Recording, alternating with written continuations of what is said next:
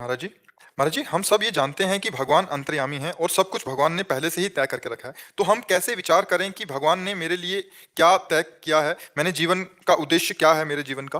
कैसे पता चलेगा? भगवान ने तुम्हारे लिए तय नहीं किया है, तुम्हारे कर्म ने तुम्हारे लिए तय किया है। अवश्य में भोक्तव्यम कृतम कर्म शुभाशुभ। भगवान ने तुम्हें चांस दिया है, जैसे मनुष्य जन्म दिया है। अब पूर्व के जो कर्म हैं वो दुख सुख तुम्हें दे सकते हैं, कभी सुख मिलेगा कभी दुख मिलेगा।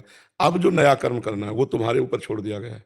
खेती दे दी गई और जोतने के लिए व्यवस्था दी गई और बीज दे दिया गया कई प्रकार के। अब कौन सा बीज बोते हो तुम्हारे ऊपर, बबूल बोते हो कि गन्ना हो कि दाख छुहारा, क्या बोते हो। ऐसे ये कर्म भूमि भारत भूमि है। तुम्हें बुद्धि दे दिया गया और इसके बाद छोड़ दिया गया। इसमें अब क्या कर्म करते हो, पाप कर्म करते हो या पुण्य कर्म करते हो, तपस्या भजन करके भगवान को प्राप्त करते हो या गंदे आचरण करके नरक जाते हो। इसमें भगवान ने निश्चय नहीं किया, ये तुम्हारे ऊपर निश्चय छोड़ा गया है। अब तुम जो कर्म करोगे उसी का परिणाम तुम्हें मिलेगा। अब यदि अपने आप को भगवान के चरणों में समर्पित करते हो तो वो बागडोर संभाल लेंगे। अभी तो अहंकार को समर्पित हो आप। मैंने ये किया, मैं ये करूंगा, अहंकार विमूढ़ात्मा करता मिति मन्यते। मैंने ऐसा किया, मैं ऐसा कर सकता हूँ, मैं ऐसा करूंगा, है ना, है ना। हाँ, अभी भगवान नहीं है, अभी अहंकार है।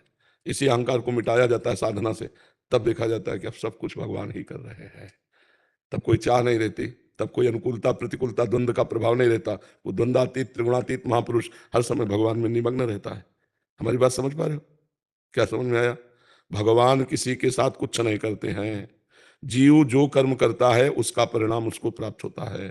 भगवान ने इस बार कृपा करके हमें मनुष्य देह दी।